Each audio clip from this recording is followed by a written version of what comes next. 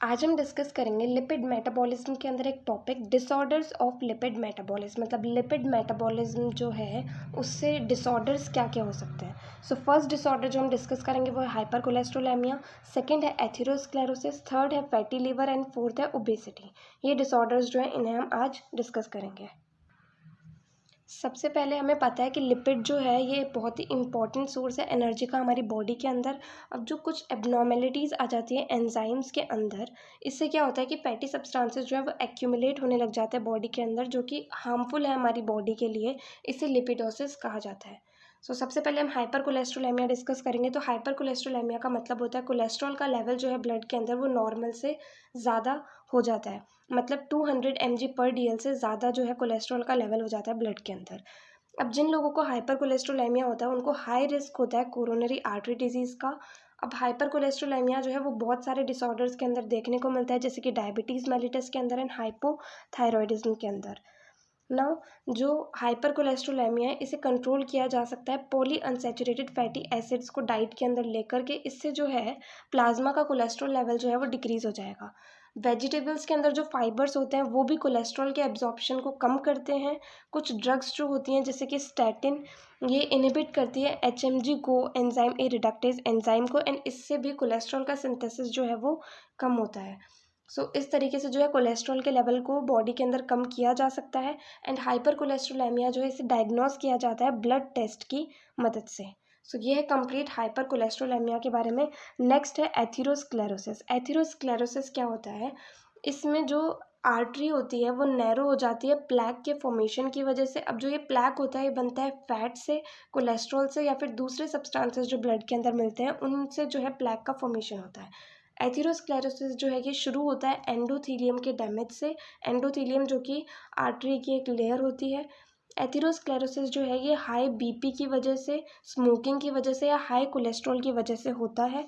ये कंडीशन जो है इससे कुछ डिजीजेस हो सकती हैं जैसे कि diabetes mellitus and hypothyroidism. Healthy diet लेना एंड एक्सरसाइज करना, ये जो है अप्रोप्रिएट ट्रीटमेंट्स या फिर प्रिकॉशंस हो सकते हैं एथेरोस्क्लेरोसिस के लिए।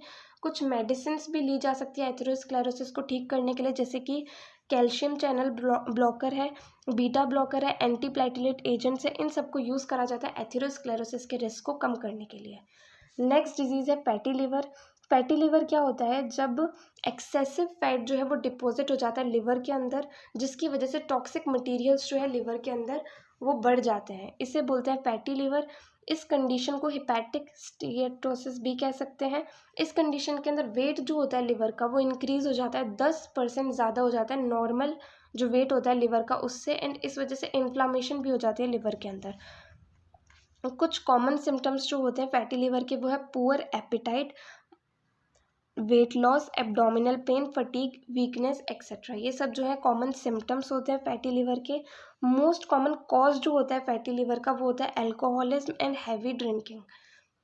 इसके अलावा जो कॉजेज़ हो सकते हैं फैटी लिवर के वो है ओबेसिटी, डायबिटीज़ एंड हाइपरलिपिडीमिया। दो बेसिक टाइप्स होते हैं फैटी लिवर के, वो है नॉन अल्कोहलिक एंड अल्कोहलिक।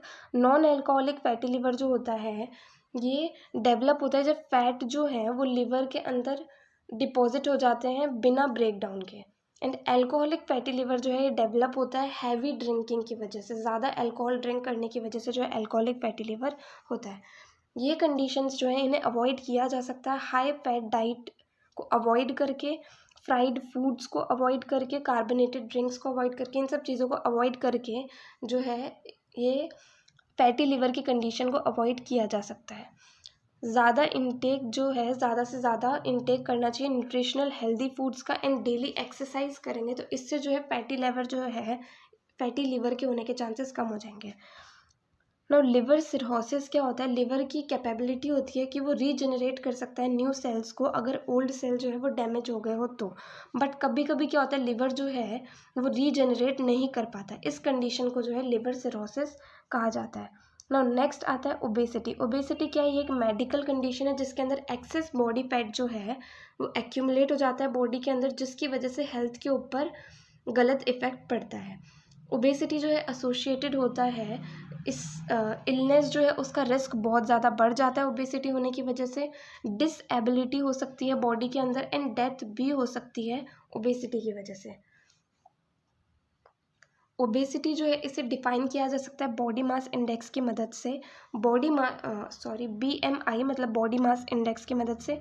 अब जो ये बॉडी मास इंडेक्स होता है ये सिंपल इंडेक्स होता है वेट एंड हाइट का। इसे कॉमनली यूज़ किया जाता है ओवरवेट या ओबेसिटी का पता लगाने के लिए।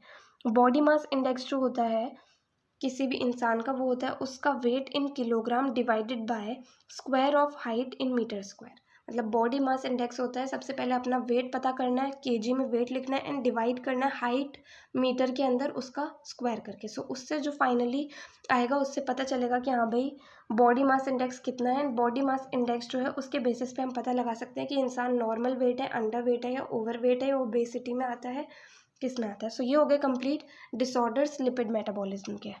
अगर आपको इस वीडियो में जो भी समझा है वो अच्छे से समझ में आया तो आप प्लीज़ इस वीडियो को लाइक करें, शेयर करें और चैनल को सब्सक्राइब करें। और अगर आगे की वीडियोस के लिए कोई सजेशन है आपके पास तो कमेंट सेक्शन में ज़रूर बताएं। Thank you.